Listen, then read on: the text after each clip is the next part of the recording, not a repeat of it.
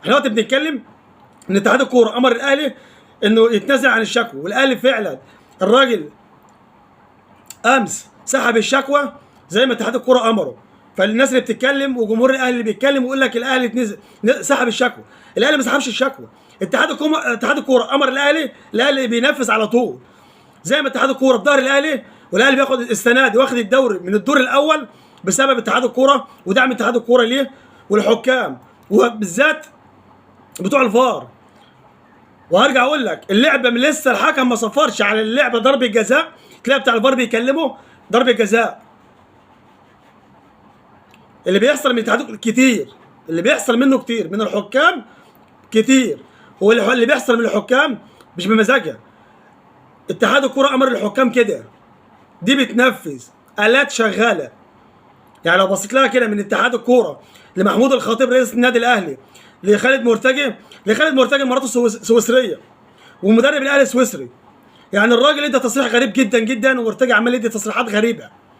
يعني لما طلع مع عمرو اديب قال لك ده كهربا حطها صح، عمرو اديب رد عليه قال له احنا هنلم الفلوس لكهربا ومن جمهور نادي الزمالك. طلع مرتجي تصريح غريب جدا ما ينفعش يتقال.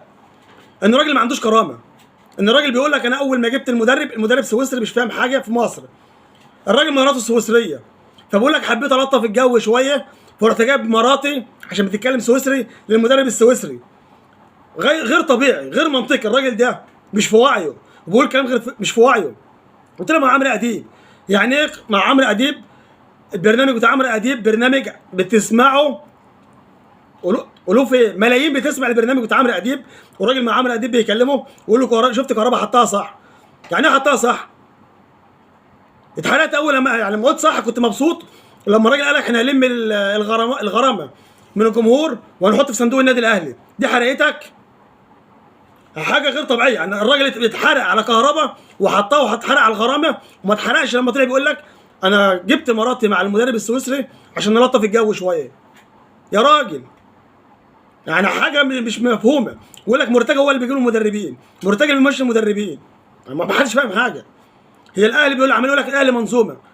قول لي ايه المنظومه اللي الاهلي بيعملها وبيطلع هدف من النادي الاهلي غير من اتحاد الكوره؟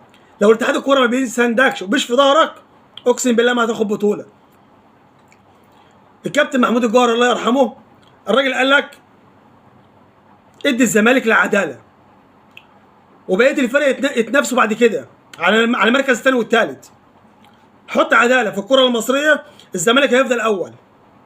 انما طول ما فيش عداله الزمالك هيفضل كده، واتحاد الكوره عايز الزمالك ينزل رابع يعني يا راجل الكوره في مصر اهلي وزمالك.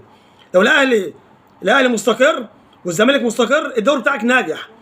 لو الزمالك وقع الدوري بتاعك ما ينجحش. لو الاهلي وقع الدوري بتاعك ما ينجحش. ما فيش اصلا في داخل في الدوري. انت فرحان ان الزمالك وقع؟ ما انت اللي موقعه.